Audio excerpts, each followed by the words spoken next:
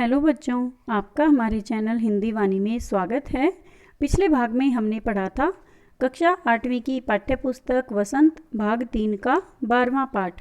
पाठ का नाम है सुदामा चरित तथा इस पाठ के लेखक नरोत्तम दास जी हैं। इस पाठ के माध्यम से लेखक ने श्री कृष्ण और सुदामा की मित्रता का उदाहरण प्रस्तुत किया है तथा यह स्पष्ट किया है कि सच्ची मित्रता वही होती है जिसमें अमीर गरीब ऊंच नीच जाति पाति का भेदभाव नहीं होता।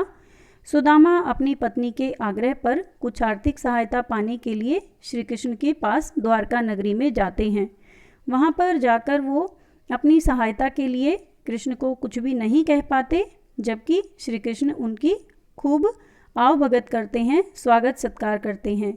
कुछ समय तक जब वो द्वारका नगरी में रहते हैं, उसके बाद उन्हें अपने पत्नी और अपने बच्चों की याद आती है और फिर वो श्री कृष्ण से विदा लेकर अपने गांव वापस आ जाते हैं। तो आकर क्या देखते हैं कि उनकी जो टूटी फूटी झोंपड़ी थी अब वो एक महल बन चुकी है तथा उनके महल में श्री कृष्ण ने हर प्रकार की सुख सुविधा का प्रबंध कर दिया है। इस प्रकार यह बताया गया है कि जिस तरह से श्री कृष्ण ने अपने गरीब मित्र सुदामा की मुसीबत में सहायता की, इसी प्रकार यदि कोई मित्र मुसीबत के समय अपने मित्र के काम आता है तो केवल वही सच्ची मित्रता कहलाती है। आज इस भाग में हम इस पाठ से लिए गए अभ्यास के प्रश्नोत्तर पढ़ेंगे। हमारा पहला प्रश्न है, सुदामा की दीन दशा देखकर श्री कृष्ण की क्या मनोदशा हुई? अपने शब्दों में लिखिए। उत्तर है, सुदामा की दीन दशा को देखकर दुख के कारण श्री कृष्ण की आंखों से अश्रुधारा बहने लगी। अश्रुधारा यानी आंसुओं की धार बह निकली।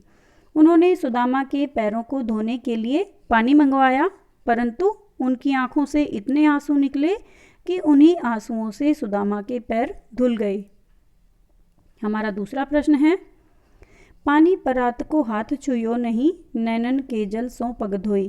पंक्ति में वर्णित भाव का वर्णन अपने शब्दों में कीजिए। उत्तर है, प्रस्तुत दोहे में यह कहा गया है कि जब सुदामा दीनहीन अवस्था में श्री कृष्ण के पास पहुँचे तो कृष्ण उन्हें देखकर व्यथित हो उठे। व्यथित यानी दुखी हो गए।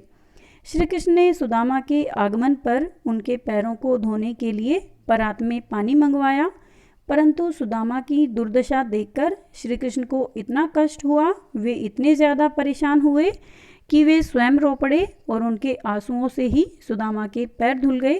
अर्थात परात में लाया गया जल व्यर्थ हो गया, वह किसी काम नहीं आया।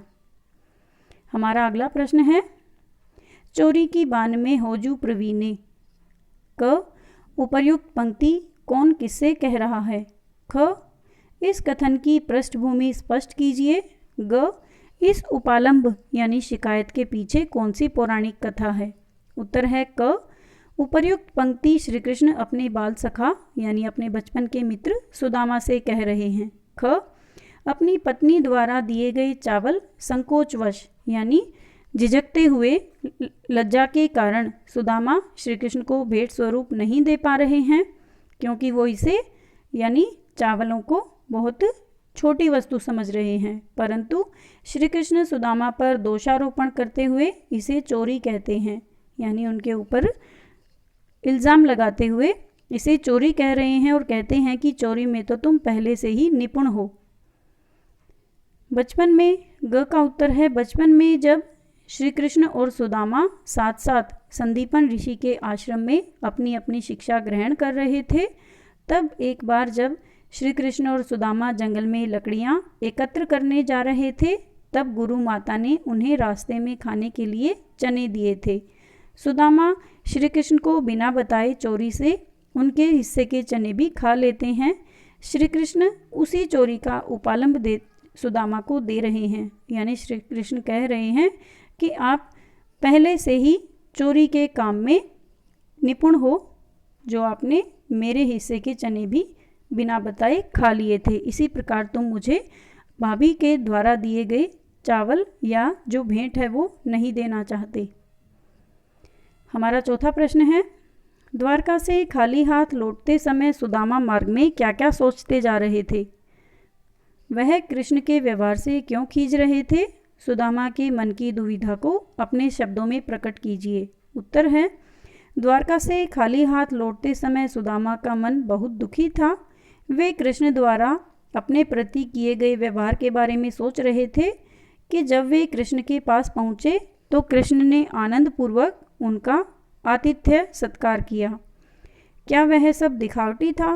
वे कृष्ण के व्यवहार से खींच रहे थे क्योंकि उन्हें आशा थी कि श्री कृष्ण उनकी दरिद्रता दूर करने के लिए धन दौलत देकर उन्हें विदा करेंगे, परंतु श्री कृष्ण ने उन्हें चोरी का उलाहना देकर खाली हाथ ही वापस भेज दिया।